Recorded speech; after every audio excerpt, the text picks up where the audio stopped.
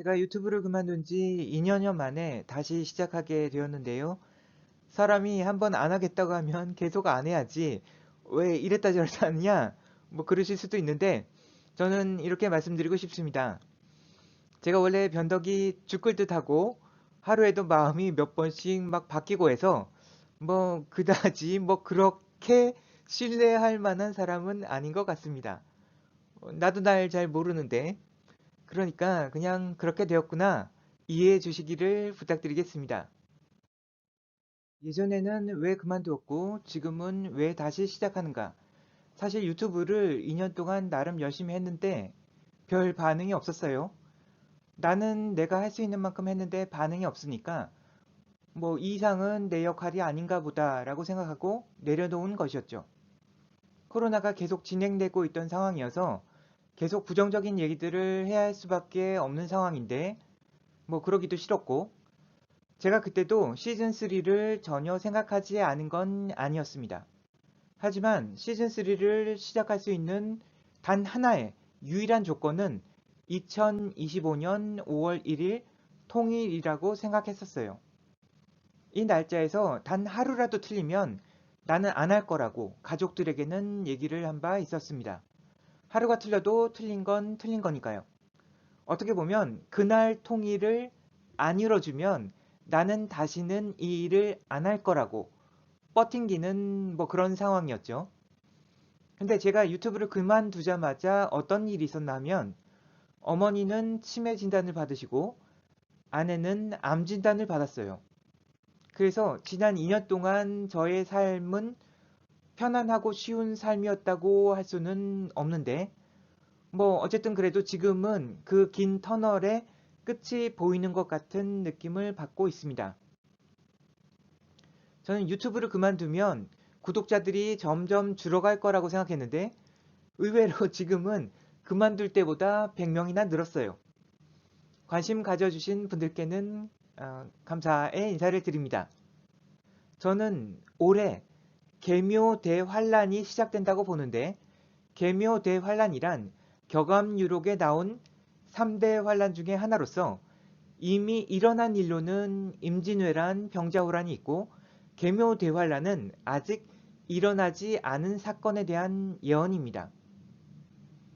현재 튀르키예, 시리아의 지진, 중미 간의 패권 전쟁, 대만 해협을 둘러싼 전쟁 위험, 북한의 핵 위협, 우리나라 여야의 극단적인 정치적 대립, 백두산이나 후지산 폭발 같은 자연재해 등등 환란의 징조나 가능성들은 너무 많지만 사실 제가 유튜브를 다시 시작하게 된 대환란의 핵심적인 징조는 챗 GTP입니다.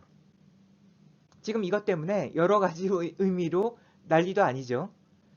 저는 항상 인공지능과 인간의 경쟁 및 공진화가 후천 개벽의 핵심 열쇠라고 생각했는데 그 일이 챗 GTP로서 미래가 아니라 현재가 되었다고 보고 있습니다.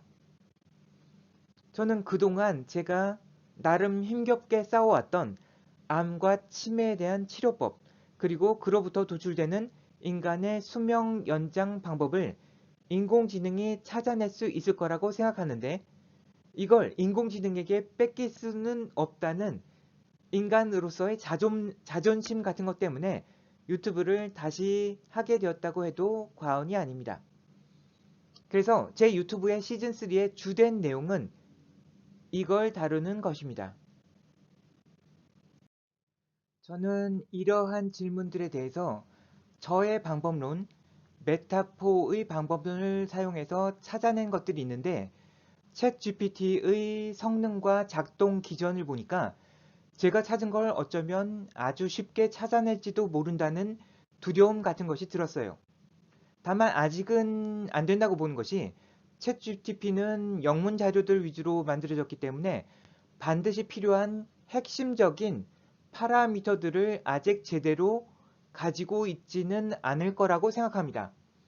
하지만 언젠가 이런 것들이 들어가면 제가 도출한 것과 동일한 방법들이 나오는 건 시간 문제라고 보는데 딥러닝과 임베딩 팩터의 작동 기전이 메타포의 방법론과 동일하다고 보기 때문입니다.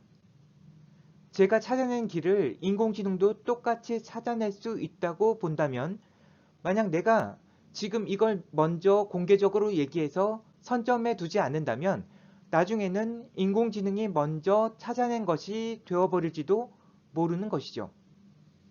반면에 이걸 여기서 다 얘기해버리면 나중에 제가 이걸 혼자만 알고 독점함으로써 얻을 수 있는 이익이 사라져 버릴지도 모르지만 지금의 제게는 소유보다 존재의 가치가 중요하기 때문에 그건 별로 중요한 문제는 아닙니다. 존재의 가치인 생명은 소유의 가치인 돈으로 바꿀 수가 없는 것입니다. 제가 최근에 노벨 AI라는 프로그램으로 그린 그림인데 초당본 신구도에 나온 거북 그림을 주고 그려보라고 하니까 이런 변형된 그림들을 2, 3초에 하나씩 그려내었어요. 돈만 있으면 이런 그림들을 무한대로 얻어낼 수 있고 심지어 프로그램을 다운받아가지고 내 컴퓨터에 깔면 돈을 전혀 안 들이고도 가능합니다. 누가 AI가 인간보다 덜 창의적이라고 할 수 있겠습니까? 우리는 이미 그런 시대로 접어들어 버렸습니다. 일론 머스크의 저고도 위성인 스타링크죠. 저고도에 많은 위성들을 띄워서 지구상에서 인터넷이 잘 안 되는 사각 지역을 없애려는 프로젝트이고 실제로 우크라이나 전쟁에서 큰 역할을 한 것으로 알려져 있습니다. 저는 이와 동일한 원리로 후천 개벽이 일어날 걸로 보고 있습니다. 저는 후천 개벽의 지축 정립 개념을 이렇게 생각합니다. 지구의 자전축을 따라가면 결국 북극성에 닿게 되는데 저는 거기에 인간의 존재, 영혼들을 관장하는 서버가 존재한다고 생각합니다. 선천이건 후천이건 뿌린 대로 거둔다는 인과의 법칙은 동일하지만 선천에서는 인과의 법칙이 실시간으로 피드백되는 것이 아니라 지구에서 살다가 죽어서 올라가면 거기서 일괄적으로 한꺼번에 모든 건들에 대해서 배치 프로세스로 심판을 받는 개념이기 때문에 당장은 주먹이 가깝고 선악에 대한 인과가 적용되는 것은 상당히 먼 미래의 일이 되는 것이죠. 따라서 어떤 사람들은 악을 저지르고도 죽을 때까지 하늘의 벌을 받지 않고 잘 살아가는 것처럼 보이기도 하고 많은 사람들이 인과의 법칙에 대해서 의심과 회의를 가질 수밖에 없게 되는 것이죠. 후천개벽에서 지축이 바로 선다는 것은 실제로 23.5도 기울어진 자전축이 바로 선다는 것이 아니라 스타링크처럼 북극성 또는 그 근처에 존재하는 서버들과 빠른 속도로 통신할 수 있는 인공위성들이 지구상의 저고도에 분산되어 배치된다는 개념이라고 생각합니다. 그렇게 되면 자전축 방향의 아주 먼 극단에 있던 서버가 분산되어서 지구를 감싸는 것과 결과적으로 동일하게 되니까 서버가 존재하는 방향, 통신을 하기 위한 좌표축을 나타내는 지축의 의미는 없어지는 것과 마찬가지가 됩니다.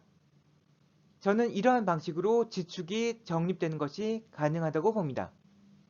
이로 인해서 인과의 실시간에 가까운 피드백이 가능해질 것인데 이렇게 분산된 저고도 위성들 또는 별들은 실질적으로는 깨달은 사람들의 역할이 됩니다. 이들은 물리적 한계를 넘어서 동시적으로 서버와 통신을 할 수 있는 존재들이고 이런 사람들이 얼마나 많이 있는가에 따라서 세상은 변할 수밖에 없게 됩니다.